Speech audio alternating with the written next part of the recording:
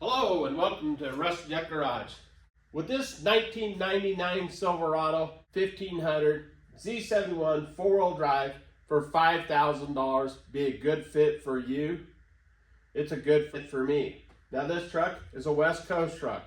This truck has lived all of its life here in Oregon and there is zero rust. I realize that some of these trucks are cheaper in the Rust Belt in some of those areas, but those trucks have a number of problems with the rust. These trucks on the West Coast don't have rust. Do we salt the roads here? Yes, but very little. In the Portland area, on the bridges, during very, very icy conditions, they will salt the bridges, but this truck rarely sees Portland area. And around here, virtually no salt on the road. So we don't see the rust. But would this truck work for you for $5,000? That's what I paid for this truck. I saw this truck sitting out in a farmer's field, his driveway, just off of Highway 99W. A friend of mine bought this truck brand new in 1999, and he kept it all these years up until 2 years ago when he retired. When he retired, he bought a brand new Chevrolet Colorado 4-wheel drive truck to replace this truck. He sold this truck to his friend that had the farm. He put it in his fleet, and you can see here by old number 59. His guys drove this truck for the last about 18 months. Recently, he acquired another truck and no longer had a need for this truck. Now, he told me the truck didn't have any issues or any problems. He just no longer needed it. He doesn't have as big a crew as he used to have. And that's where I came along. He had parked the truck out there about 24 hours before I happened to see it by chance, just driving by. And I called him up and I talked to him to see what he wanted for it. He was asking $57.50 for the truck. And after driving it and I found a few little minor things and whatnot, I asked him if he would take $5,000, and he did. The 1999 Silverado is the first year of this body style. They carried this from 97 through 07, I believe it is. But this was the very first year. So when this truck was brand new, it was very unusual and a very, very nice truck. But I still think this truck has iconic, classic styling. Now this is a 99 through 2001, uses a bubble style front end, I will call it here. And this is also the first year that GM used the 5.3 liter V8 engine, Vortec engine, that everybody calls the LS. And it also has a 4L60E transmission, 4-speed automatic, overdrive, electronic shift. And those have been proven to be very, very good transmissions. Very reliable. Now this truck is only 3 doors. It does not have the 4th door. On the other side, we have the 3rd door, which opens and closes so you can put things and people in the back side. Now that door opens on the passenger side because it's the off-traffic side. If you're loading the passengers in there, you don't want them on the traffic side of the vehicle. However, if you're loading groceries in and out, it is somewhat inconvenient. This particular truck here has dual power seats. So it has the power seat on the driver's side and the power seat on the passenger side, which is kind of unusual, but very nice. Has the power windows, power door locks, air conditioning, cruise control, and it all works and works very nicely. This particular truck also has bucket seats and a center console, which I like. Some of them were a full bench all the way across. It's 60/40, I believe is what it's called. But this truck has the bucket seats and a console. It also has the overhead console inside. Now the one thing these 99s did not have, they do not have the dual zone climate controls, which I like on the later model trucks. It also does not have the automatic headlights. However, when you do start this truck, the headlights do come on, the daytime running lights with all your lights all the way around, and your dash lights work. So I'm not sure why you even need the automatic headlights, because it seems to work, everything works by just turning on the key and driving the truck. For those of you in the Rust Belt area and any other areas that are in the United States that are prone to rust, you'll know that these trucks rot out through here. Very, very common to see rot in this area, and there's no rot in this truck. Another common problem is the cross member in the frame rust out on these trucks. They actually rust all the way in two. There is a fix for it, but it's not easy.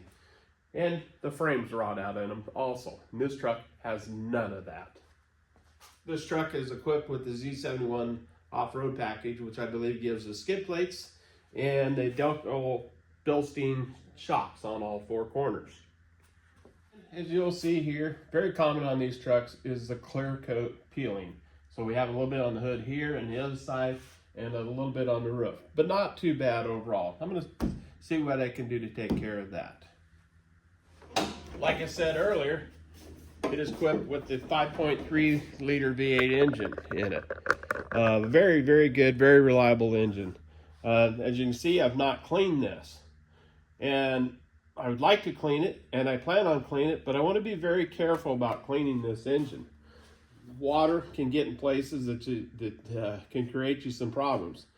Typically, that doesn't bother me because these do have the weather pack connectors on them. However, these early LS engines have knock sensors down below this intake manifold in the center of the valley down here. And the knock sensors tend to leak around there, and the water will get in there and corrode the connections, and then you have an issue. So I'm going to avoid cleaning that particular area of the engine. But I will clean up the engine compartment here the best I can without getting a lot of water down in that area.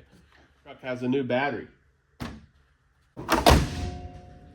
Okay, as with all cars you buy that somebody has owned previously, this truck being 26 years old, they added these wheelhouse moldings. I do not like these. These are not factory. I don't care for them. So I will be removing those and cleaning in behind them. Luckily, again, no rust, so I won't have to worry about rust behind here. And the bug deflector. And the bug deflectors do a good job of protecting the front of the hood and maybe keeping some bugs off your window. But this is going to go away. I'm going to return the truck to the way it was as it was when it was new. And the other thing is these bed rail covers. I'll be removing these aluminum bed rail covers. The nice thing about it is it protected the top of the bed for me. So when I pull these off of there, the bed should be in very, very good shape. These bed covers, however, use a double stick tape to mount them down, and they come off very hard. They take quite a while to get them off.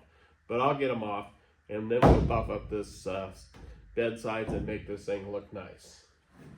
You want to watch an upcoming video where I do remove these and buff the truck and clean it all up. The truck does have the original wheels, and the tires are the original tire size, which is a 245, 75, 16 tire, which is okay, but they just seem a little small to me. I will probably be going with a 265, 75 R16 on this truck, which is just a little bit bigger tire that fills up the wheel wells. And if you really look around, most of the trucks out there that have been upgraded, at a minimum, go to the 265. So I think that'll be a nice addition to trucks, which I will do in an upcoming video. Now we'll take the truck out for a test drive.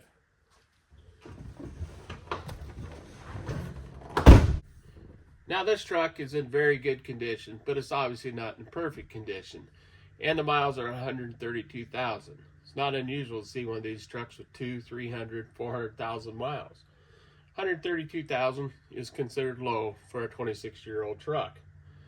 Now at $5,000, it's a great price. Some of these trucks with low miles, 70, 80,000 miles on them, you'll see these trucks, West Coast trucks that don't have any rust, sell for $12,000, $13,000, $14,000, $15,000, sometimes even more. So I believe it to be a great value. What do you think? She starts right up with fuel injection.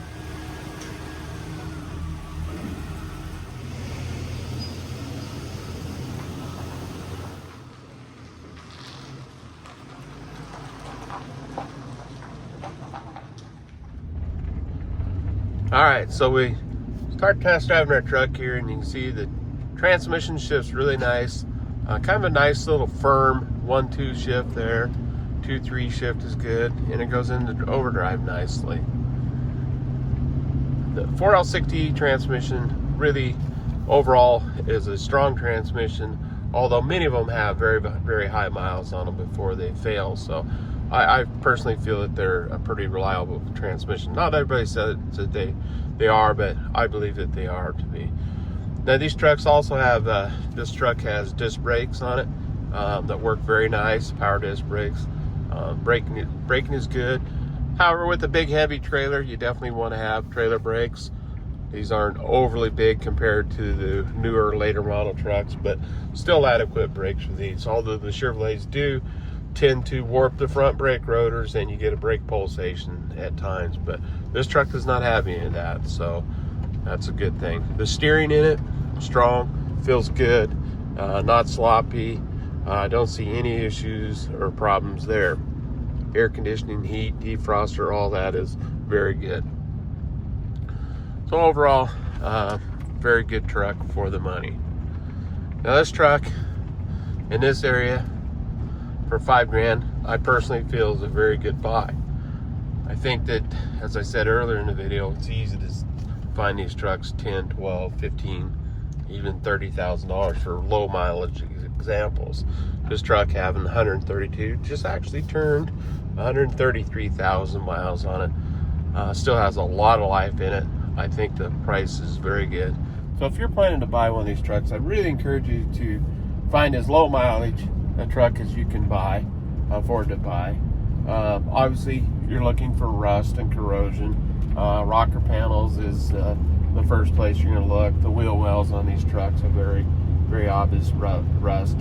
Northwest, we don't have too much of that problem. Coastal areas do have a little bit, but overall, not too bad. And then the other thing you want to find is a truck that's been well maintained. Now, I knew the history of this truck.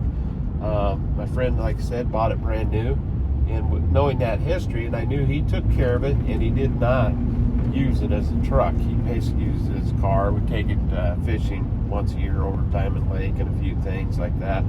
But overall, he did not overwork the truck. It did spend some time on the farm where it did get used. But overall, still a very nice truck. Today I'm driving it up to Portland, which is about an hour away, and really enjoy the truck. No issues, no problems. So when you're looking for these trucks, if you can, test drive them, give them a good test drive, and look for the things that we talked about. Rust, corrosion, noisy fan belts, idler pulleys, that sort of thing. Transmission slippage. Higher mileage trucks do have some differential problems. This truck has none of that. And of course the usual things of air conditioning, wipers, all those good things there.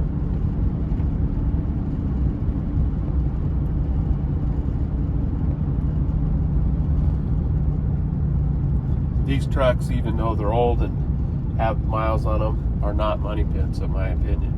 Now, and I say these trucks, even though they're older and have some miles on them, they're not really money pits. Now, do they have some problems? Sure, they have problems, and all vehicles do, but they're relatively cheap to repair, and you can do almost all the repairs yourself with a little time and patience. The new trucks, not so much. Very expensive to repair.